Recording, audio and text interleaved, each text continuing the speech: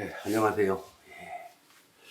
오늘은 이제 상속재산 분할과 유류분 결합된 사건을 말씀드리겠습니다. 일반적으로 이제 보통 유류분 생각하면 모든 재산이 증여되거나 유증된 경우 이럴 땐 유류분을 들어갑니다. 그런데 상속재산이 남아있다.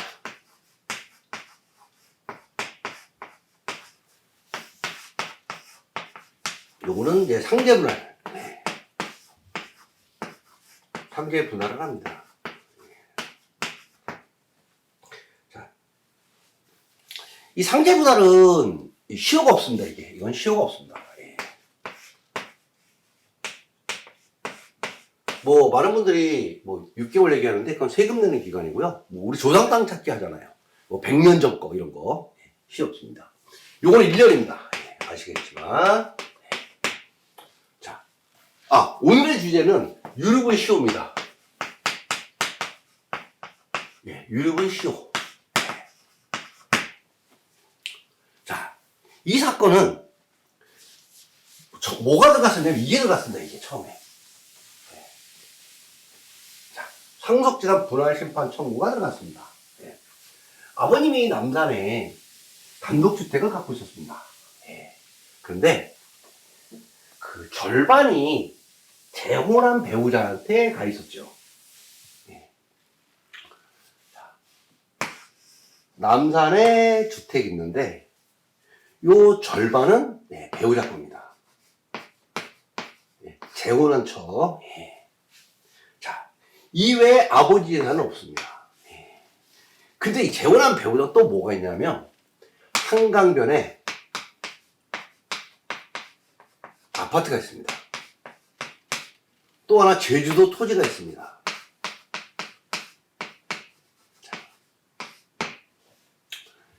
자, 이 남은 거를 갖고 이제 어떻게 나누냐의 재판입니다.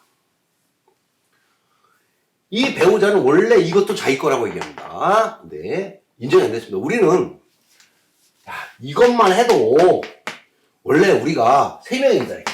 그래서 9분의 3, 9분의 2, 9분의 2, 9분의 2면 3분의 1밖에 안 됩니다. 근데 절반을 받았으니 넌 빠지고 우리가 3등분해서 가지면 된다. 이렇게 얘기합니다.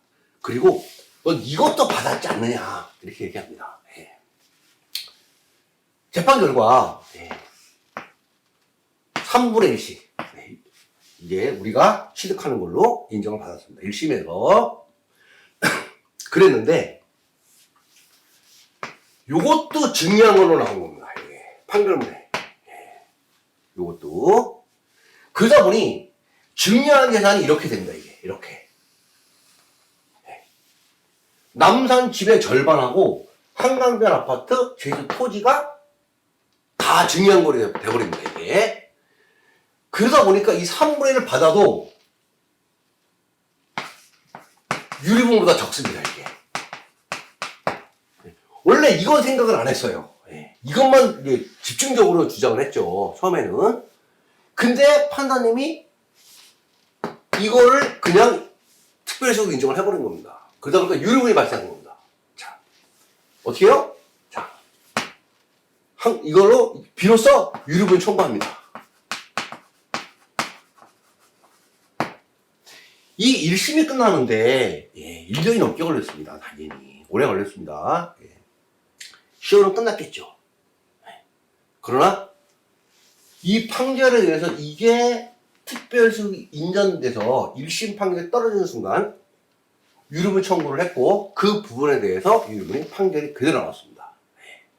따라서 유류분 시효는 침해된 사실, 침해 사실이 안 날로붙었기 때문에 유류분 시효는 어떻게 볼 수 있느냐? 상속 재산이 있는 경우에 유류분은 어떻게 하냐 문제입니다. 이거는 상속재산이 없으면 그냥 유류분 들어가면 됩니다. 자.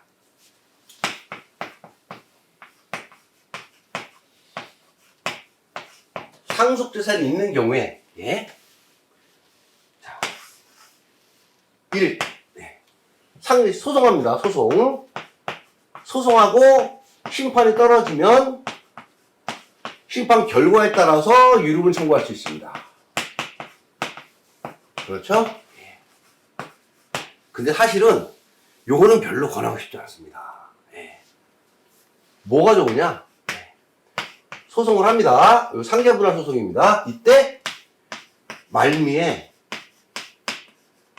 유류분 반환 의사표시를 합니다. 그러니까 이 상속재산이 있지만 이런 특별수 있고 상대방이 이만큼 가져갔다. 그래서 이 재산 내가 갖고 와야 된다. 그러나 이 재산을 구체적 상속분에 기해서 다 받아왔음에도 불구하고, 예, 이 내가 취득하는 구체적 상속분, 이것이 유류분보다 부족하다면 그때는 내가 유류분반을 청구하겠다 하는 유류분반의 의사표시를 미리 해놓는 겁니다. 소장 말미에다가. 예.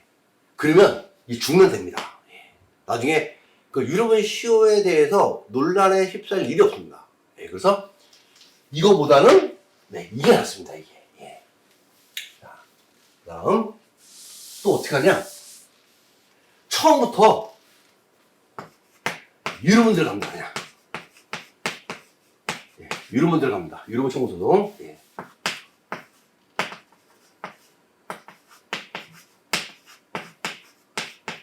이가 아무 때나 들어가냐? 그게 아닙니다. 요거는 상속재산 조금일 때. 조금일 때.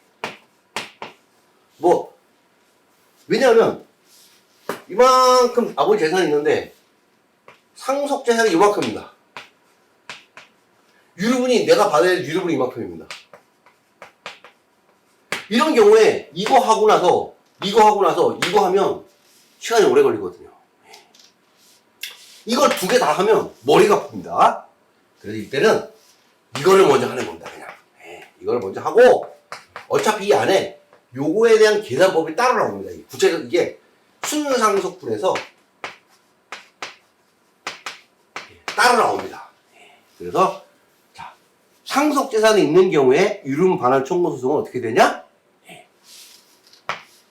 1심 판결, 상속재산 분할 심판 청구 1심 판결을 보고 유류분 반환 청구 소송을 할지 말지 결정하면 됩니다. 이게 첫 번째.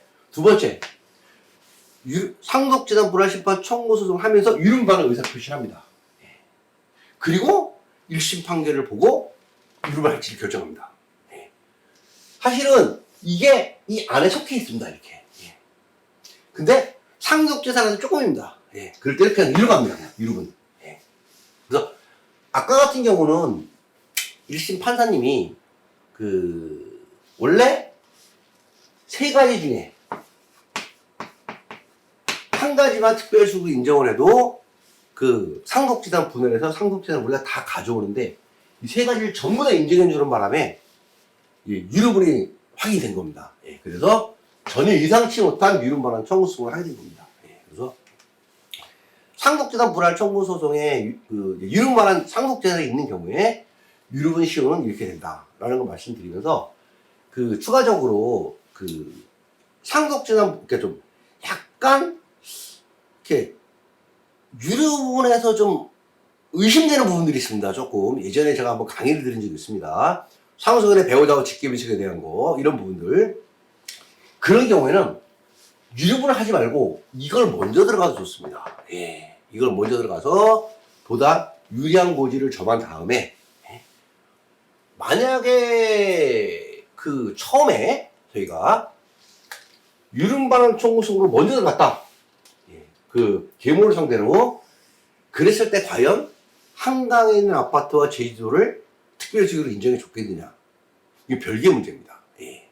이게 상속재산 분할을 들어갔기 때문에 어차피 판사님은 남산 주택의 절반을 잡아주나 한강변에 있는 아파트와 제주도 토지를 다 잡아주나 결과가 똑같거든요. 예, 그래서 부담이 없을 수 있습니다. 그러나 잡아주는 순간 그거는 그 자체로 증명이 났습니다. 그래서 그거는 이제 조금 복잡한 문제일 수 있습니다, 이게. 그래서 그 소송을 하실 때,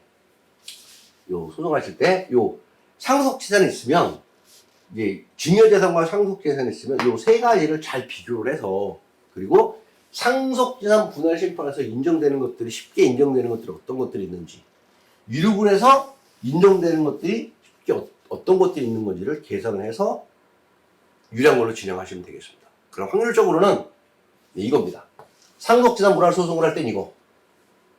상속재산이 조금일 땐 이겁니다. 이게 원칙은 이렇습니다. 그래서 이렇게 하시면 시효라든가 이런 건 전혀 신경 안 쓰셔도 됩니다.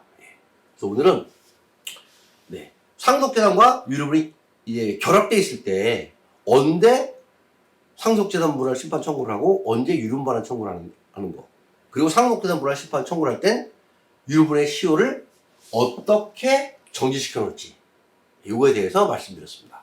자, 이거는 사실 실무 사례를 그대로 말씀드린 거기 때문에 뭐 유사한 사례들이 좀 있을 겁니다. 많은 분들이. 그래서 이걸 보시고 좀 힌트를 얻으셔가지고 하시면 될 것 같습니다. 자, 오늘은 여기까지 말씀드렸고요. 다음에 다른 주제로 다시 찾아뵙도록 하겠습니다. 강의 듣느라 고생하셨습니다.